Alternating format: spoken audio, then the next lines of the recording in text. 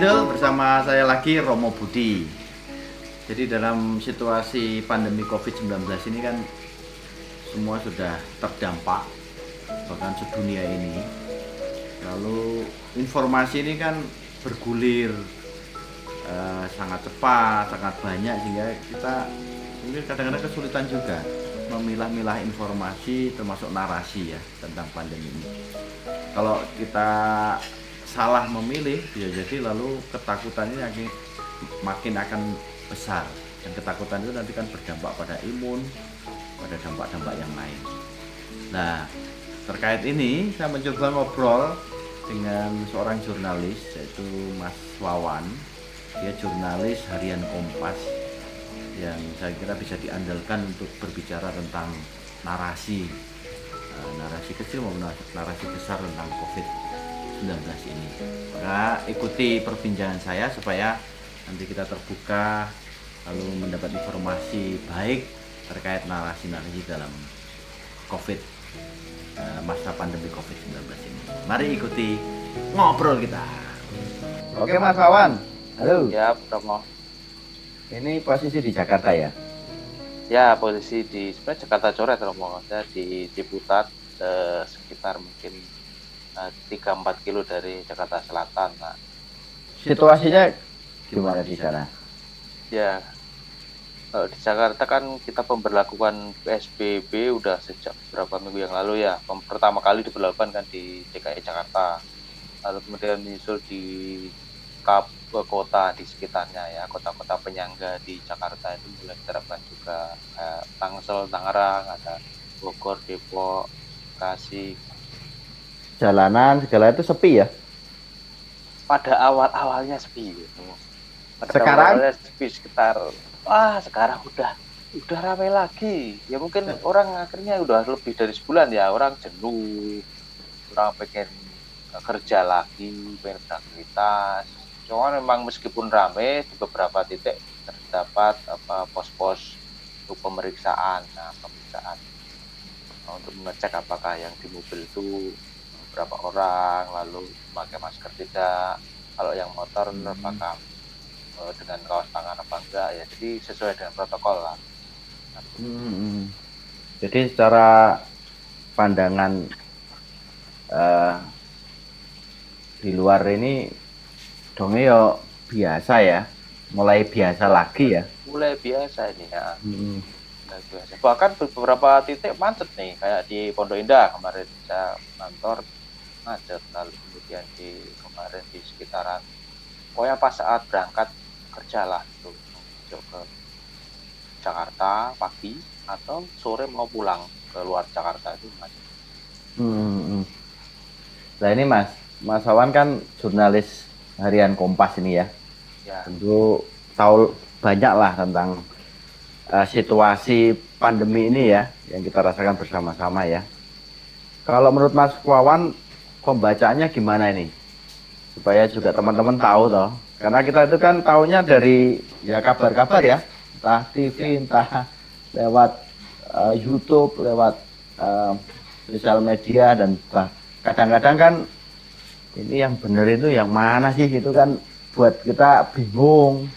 Ya, kalau menurut Mas Wawan ini sejak awal ya, sejak awal mungkin mulai masuk ke Indonesia, maraknya seperti apa, dampaknya seperti apa, ini bagaimana pembacaannya? Ya, di Indonesia kan mulai awal Maret ya. Jadi pada awalnya kita sebenarnya agak menganggap remeh ya, pandemi ini. Itu terjadi ketika teman-teman bisa lihat lah di media-media, lalu di YouTube, bagaimana pejabat-pejabat kita pada awalnya menganggap ini sebagai sebuah peristiwa yang ya kurang, peristiwa yang biasa seperti penyakit pada umumnya. Tapi ketika melihat tren di luar negeri yang pertumbuhannya luar biasa, sampai hari ini kalau catatan dari worldometers.info /coronavirus / pagar countries itu sudah yang kasus coronavirus sudah 3,7 juta seluruh dunia. Yang meninggal sudah 258.982 dan yang sembuh 1,2 juta. Artinya ternyata jika kita melihat fakta di luar itu bahwa korbannya luar biasa cepat karena tingkat karakter dari penyakit ini kan penularannya cepat sekali. Maka kita baru tergagap dan akhirnya baru menyusun aturan meski agak terlambat ya. Akhirnya ada kebijakan dari Menteri Kesehatan yang diturunkan menjadi aturan PSBB itu dan sosial berskala besar itu. Dan kita bersyukur akhirnya ada aturan seperti itu bersama. Meskipun di lapangan ya kadang sulit penerapannya ya. Karena ya masyarakat kita macam-macam dan banyak. Indonesia itu kan sangat banyak masyarakatnya dan terpisah-pisah itu repot. Kalau kayak Singapura itu kan enak ya, seperti luasnya ya sekitar kayak Surabaya. Lalu juga di Taiwan meskipun dekat dengan Cina tapi tingkat penularannya tidak terlalu masif karena sudah diatur orang lain. Ya seperti itu. Kita punya kendala-kendala dengan situasi negara kita yang sangat luas dan terpisah-pisah itu repot.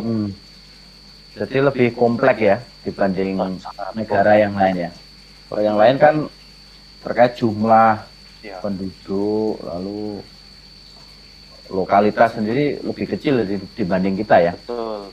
Ya. Termasuk budayanya mungkin ya.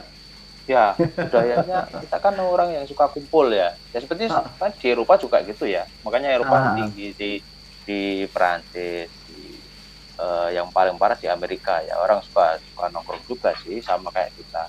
Ya pada dasarnya kita kan masuk sosial. Cuman kalau yang kuat di kita kan dari sisi kultural misalnya budaya itu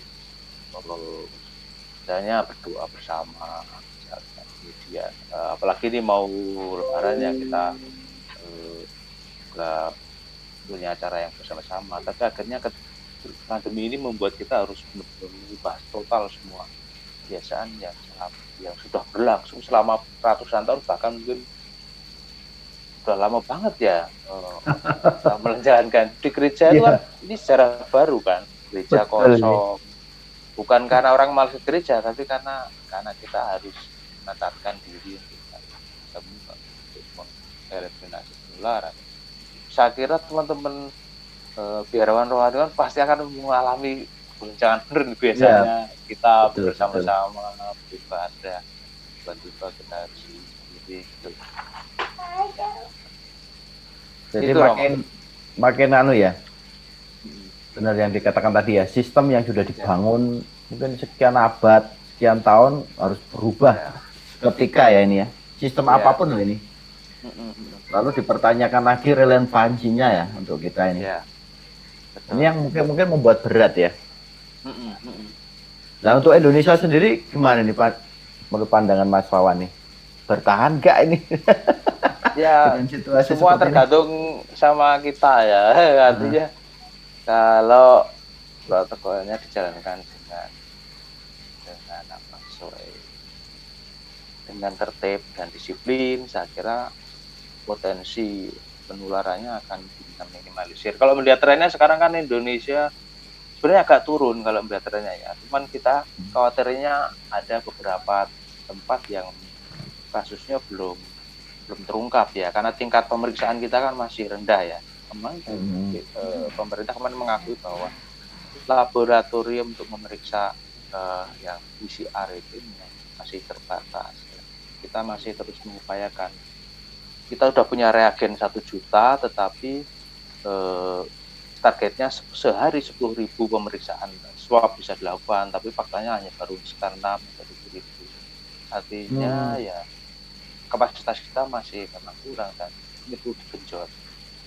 Karena kalau hanya mengadakan rapid test kan tingkat validitasnya masih kurang ya. Masih kurang ya. Yang paling tepat kan pakai PCR itu. Kita sekarang hari ini kan posisinya udah penularan kasus 12.438, lalu yang meninggal udah 895 ya. Ini selama berapa bulan nih ya hitungannya ya? Maret, April, baru 2 bulan loh mau, baru 2 bulan lebih udah kayak gitu. Berarti kalau dibandingkan dengan negara lain ini gimana?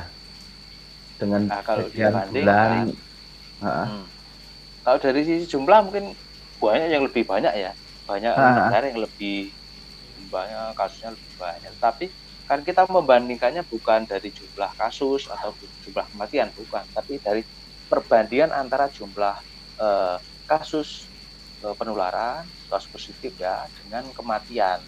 Dengan kematian itu berapa persentasenya yang dilihat di situ.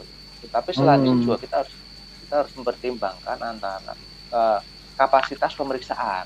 Tempat lain itu jumlahnya tinggi karena kapasitas pemeriksaannya bagus, lebih banyak lah. Sementara di tempat kita sedikit itu belum berarti bahwa kasusnya sedikit, tapi karena kapasitas pemeriksaan kita yang masih kurang. Gitu, Rob. Termasuk itu ya, angka kematian itu kan persenanya karena belum dibandingkan dengan sebenarnya yang nyatanya sakit ya. Ya, betul. Jadi pembacanya juga belum ya. Berarti data ini sebenarnya sangat penting sebenarnya ya. Data itu ini. sangat penting.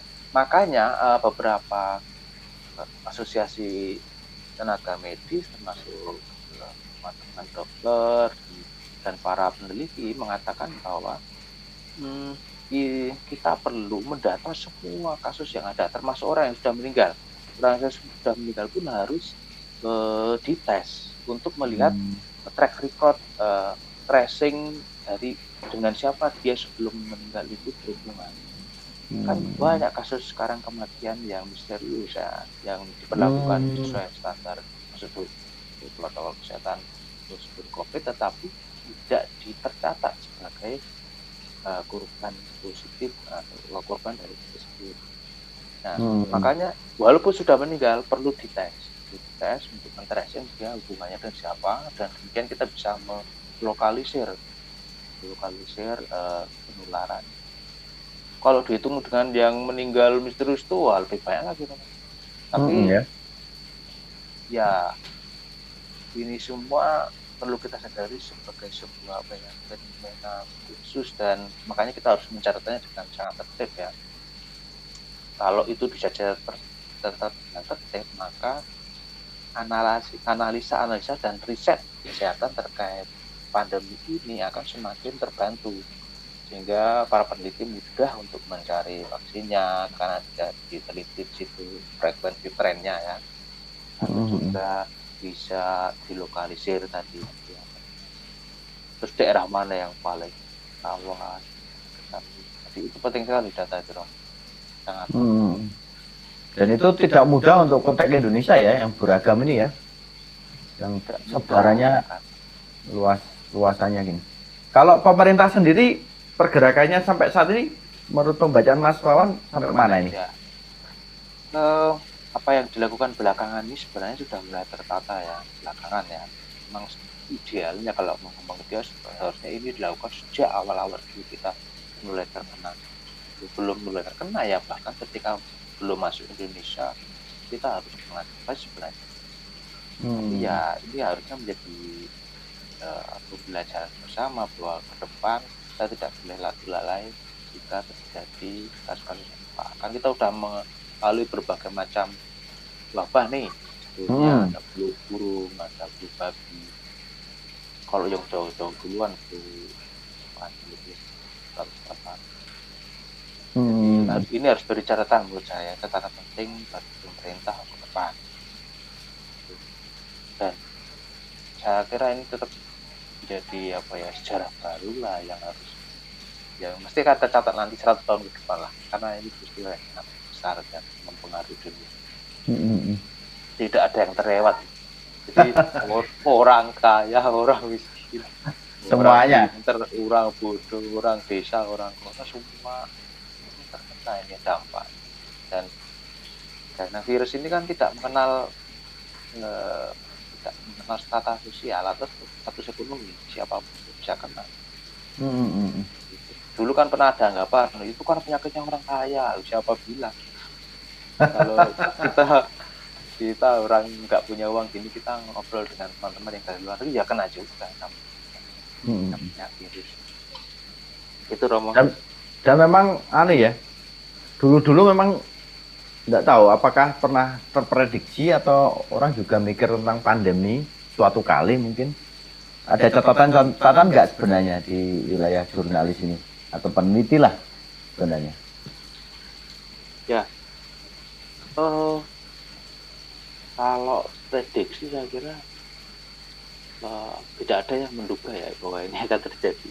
Tapi bahwa catatan sejarah menunjukkan setiap beberapa dekade ada pandemi itu melakukan ada kurun waktu yang mencatat sekitar 100 tahun dan karakternya hampir sama. Nah, dulu kan hampir sama juga. Dan ya kalau kita tertib mencatat setiap presiden setiap peristiwa besar di dalam dokumentasi kita dengan tertib, saya kira ini menjadi modal penting bagi generasi kita nanti. Enggak tahu kapan itu mereka akan belajar kan, oh caranya begini ya, oh ternyata kita harus mengantisipasi begini nih. Kita dulu kan nggak pernah punya kebiasaan pakai masker kan, kalau pakai masker cuma kalau pas Merapi atau J misalnya. Iya. Pas kalau yang suka tukang kayu itu pakai itu karena boleh dari kayu. Jadi ini kita menjadi punya tradisi apa ya, kultur baru untuk jaga kesehatan makan. Ini hal yang baru dari ini kan dicatat berikutnya bahwa kita harus jaga kesehatan seperti ini toh, di tangan dengan caranya seperti itu, lalu tidak meremehkan kudus-kudus yang ada. Ya harus berubah kita memang ke depan dalam cara lebih antisipatif ya. iya betul. Tetapi memang sebenarnya manusia itu punya pola adaptasi enggak ya? Kalau dirunut kan sudah beberapa kali ya. Mungkin epidemi, pandemi. Kalau pandemi baru ini ya. Dulu epidemi mungkin ya. Wabah ya. Ya pandemi itu kan syaratnya ketika udah melampaui antara dua ya. Ya dulu waktu flu Spanyol itu udah pandemi karena dia sampai di Indonesia kan, di Eropa. Sebenarnya banyak ya. Jadi jangkauannya itu global. Kalau wabah mungkin masih sekitar daerah lokasi itu. Bahwa aku pribadi ini aku melihat ya kadang setiap hari kan aku terpapar berita dari teman-teman karena aku harus ngedit tulisan-tulisan berita terkait COVID ini. Jadi setiap hari itu seperti dihujani oleh informasi macam-macam terkait COVID ini dan sebenarnya kalau melihat trennya ya lama kelamaan ya kita menata apa ya, kita karena kita udah belajar ya dari beberapa negara lihat kasusnya itu. Sebenarnya kita pelan-pelan juga belajar, pelan-pelan kita sehingga nanti ada langkah-langkah yang bisa kita lakukan ke depan. Sekarang beberapa pemerintah daerah kan sudah mulai melakukan penataan per daerah ya. Artinya bahwa kita tidak perlu sangat risaulah dan situasi ini kan. Kalau kita semua belajar itu. Kan sekarang yang terjadi adalah orang stresnya itu juga menjadi ancaman baru. Jadi bukan karena virusnya tapi karena secara psikis kita udah kena ya. Tiap hari yang dikonsumsi itu. Iya bener ya. Yang nanti virusnya udah berlalu tapi lalu psikisnya, begitu pula nanti dampak ekonominya. Ini di daerah saya ini sudah malah mikirnya malah justru isu-isu pencurian loh nih, Mas. jadi orang meninggal lebih cepat karena nggak punya makanan, karena terbatas hidupnya panjang, nggak punya penghasilan daripada sebelum kena virus ya. Juga masalah kan. Saya tuh sebenarnya sempat khawatir kemarin Om. Jadi aku kan Februari itu kena DBD sama tipes. Itu kan gejalanya hampir sama kayak. Tapi waktu itu kesadaran kita itu masih kurang terkait panik. Jadi ya di rumah sakit mungkin dokternya paham ya, wah ini kira-kira panas nggak Pak, demam Pak. Untung saya nggak sesak napas nggak Pak, saya untuk nggak sesak napas. Jadi waktu itu saya belum punya kekhawatiran terkait COVID, tetapi dokternya udah antisipasi sebenarnya. Saya bayangkan kalau saya sakit medik tidak bulan Februari, saya sakitnya bulan Maret. Minta ampun, aku cari rumah sakit sulit yang pertama. Yang kedua pasti aku akan jadi PDP lah ibaratnya gitu. Sebelum PDP ODP lah. Karena karakternya hampir sama. Aku bisa membayangkan teman-teman yang sekarang kalau sakit dan kerepotan untuk berobat di sakit karena situasi ini ya sangat dapat sekali. Semoga ya kita semua selalu sehat lah, jangan sampai di situasi sekarang ini kita sakit, karena kita datang ke rumah sakit itu masalah juga. Mau cari sembuh malah bisa ketularan. Betul. Nggak sakit itu tapi malah ya bisa aja ya. Malah kulaan sakit. Lah kalau Mas, ini kan berita itu berseliweran ya. Ya betul. Jadi narasi-narasinya banyak sampai ada orang mengatakan mau lihat TV aja sudah males sekarang katanya. Yang tetangga saya bahkan karyawan saya itu lihat, wah informasi COVID ini udah bikin lelah. Tetapi di lain sisi kan yang YouTube itu kan rame ya, narasi-narasi itu macam-macam, ada teori konspirasi, ada setting besar gitu bilang, termasuk mencoba selalu mengangkat ketakutan, bahkan ngomongnya vaksin yang nanti akan dibuat itu ada microchipnya macam-macam, itu kan bikin kita, kalau orang biasa itu kan ya ada yang menelan mentah-mentahan seperti itu. Nah sebenarnya narasi-narasinya itu seperti apa tuh Mas ini? Termasuk nanti narasi yang harus kita buat itu harusnya gimana? Ya, sebenarnya kunci utamanya pada kita adalah kita perlu selektif mengkonsumsi informasi ataupun berita. Artinya berita kan banyak tuh masuk lewat WhatsApp kita, bisa kita lihat di jejaring media sosial lainnya, Facebook, Twitter, dan sebagainya, Instagram. Kalau mau mencari yang relatif, bukan relatif, yang paling aman lah, dan aman untuk dikonsumsi sebenarnya, baca saja berita-berita informasi dari media-media mainstream, media konvensional, media yang profesional lah. Karena apa? Karena kalau di media itu ada proses redaksional, informasi yang digarap itu melalui proses wawancara, mulai proses mengambil narasumber yang harus profesional, lalu ada pembandingnya dari pendapat lain, lalu nanti masih harus diedit lagi oleh editor, masih harus ditata basnya dibenahi, masih harus dilihat sunting yang menjadi gawang terakhir dari sebuah pemberitaan, sehingga potensi munculnya hoax itu di media-media mainstream itu lebih rendah. Itu ada survei. Jadi lebih aman konsumsi berita yang memang produksi jurnalistik saya ya, karena itu yaitu tadi udah ada prosedur redaksion.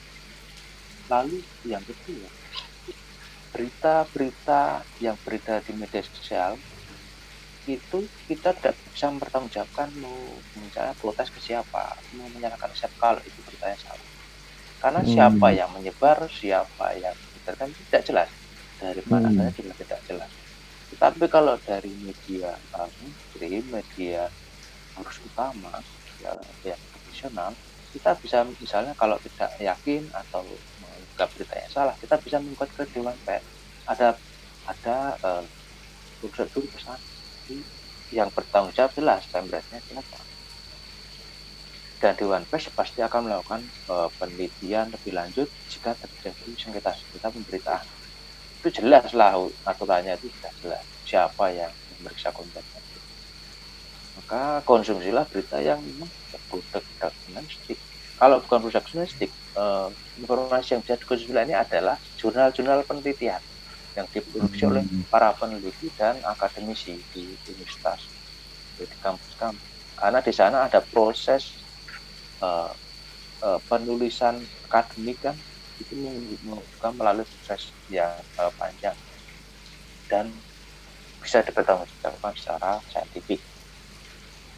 Lalu juga berita-berita dari luar negeri kita juga harus waspada nih, mencari yang sumbernya benar-benar valid dari situs-situs atau web yang terpercaya. Misalnya untuk coronavirus, Worldometers itu sangat bagus sekali karena dia, kalau nanti orang melihat di Worldometers kita bisa melihat pemetaan COVID ini di seluruh dunia dengan jumlah yang sangat valid, lalu dengan berbagai macam pendekatan, misalnya dari sisi penurunannya seperti apa, dari sisi sebarannya, dari sisi macam-macam.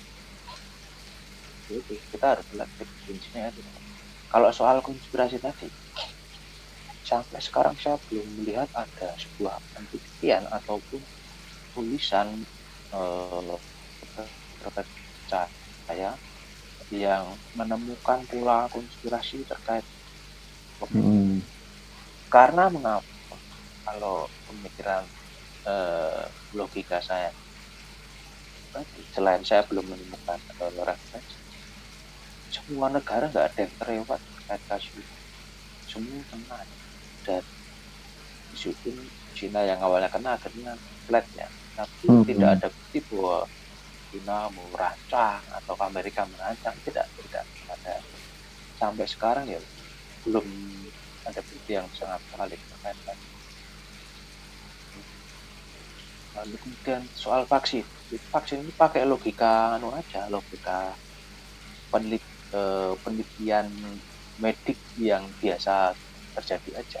Yang namanya mungkin obat COVID mungkin bisa ditemukan lebih cepat, tapi obat itu kan tidak menyelesaikan masalah, dia hanya memperkuat imunitas dari penderita, lalu dia tidak langsung menyembuhkan lah.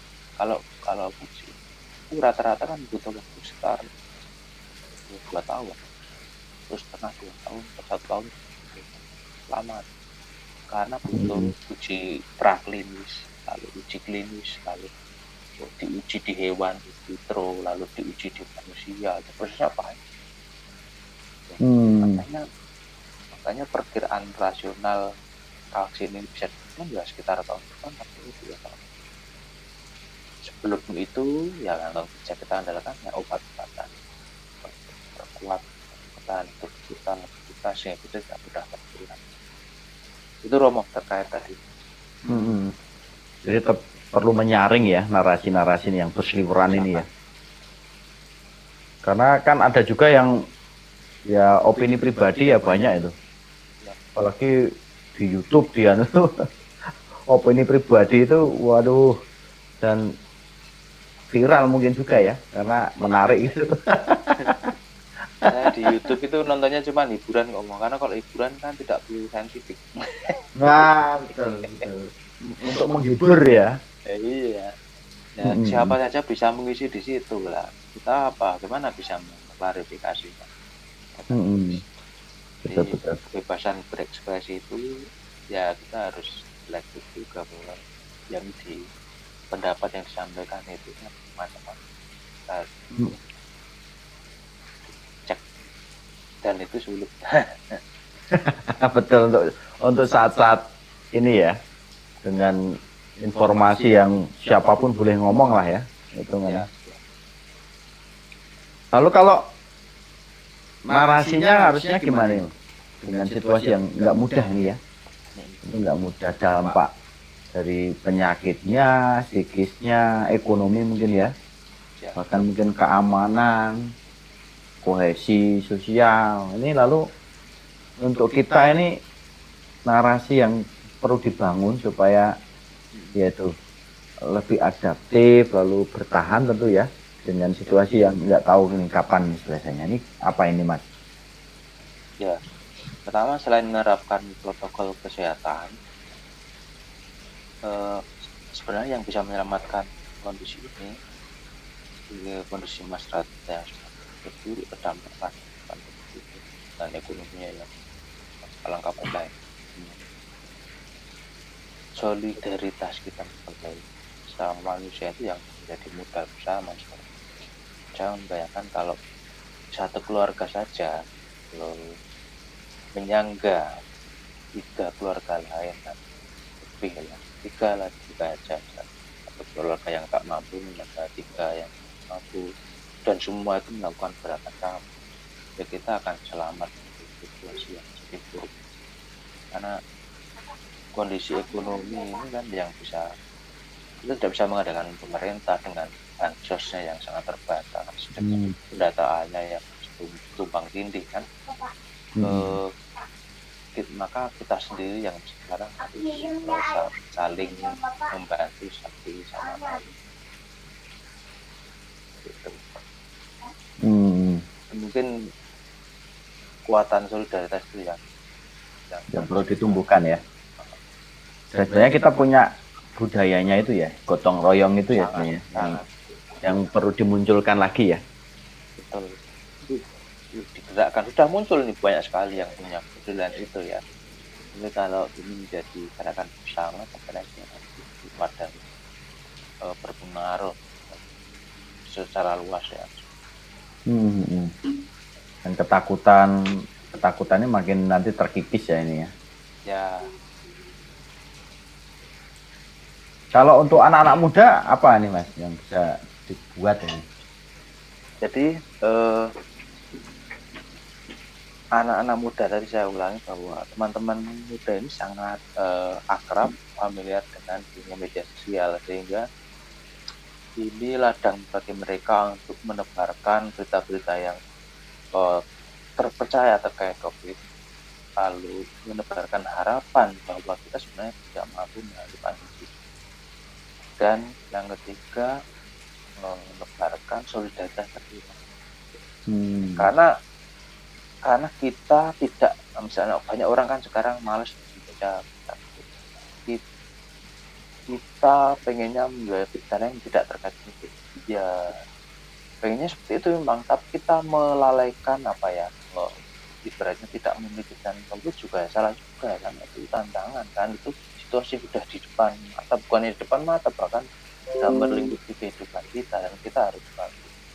Hanya memang jangan sampai kita terlalu khawatir, terlalu dengan tanpa beralasan. Yang kita pasti kita waspada, tetap waspada, tapi kita punya harapan. Iya. Dan justru pada posisi yang susah seperti ini, justru hidup kita relevan ya. Di bidang kita masing-masing. Jurnalis juga makin relevan, yang pengusaha juga makin relevan, semuanya lah ya. Orang muda juga makin relevan. Dan mudah-mudahan nih, karena tadi yang disebutkan ya, solidaritas yang berpengharapan ini nanti kita bisa melampauinya lah ya. Betul. Jadi di tempat kami kan sekarang berita-berita semua terkait COVID itu dibebas akseskan, yang di online ya, jadi bisa dibaca secara bebas tanpa harus langganan, harus membayar, publik lah. Sebagai bentuk untuk kita menyuplai informasi yang terpercaya, yang tidak hoax kepada kita, untuk bisa aware dan ya saling menguatkan dengan situasi. Beritanya macam-macam ya, ada yang soal jumlah kasus, ada yang soal bagaimana kita menjalin solidaritas dengan, ada juga berita soal peluang-peluang bisnis baru di tengah situasi pembatasan sosial, ada juga cara kita menikmati seni dalam situasi yang terbatas, macam-macam. Oh iya. Oke Mas Rawan, terima kasih untuk penjelasannya ya. Mudah-mudahan membantu kita semua untuk lebih jernih lah ya. Jadi Sama-sama. lebih jernih membaca situasi, lalu lebih kreatif berperan gitu lah ya dengan solidaritas.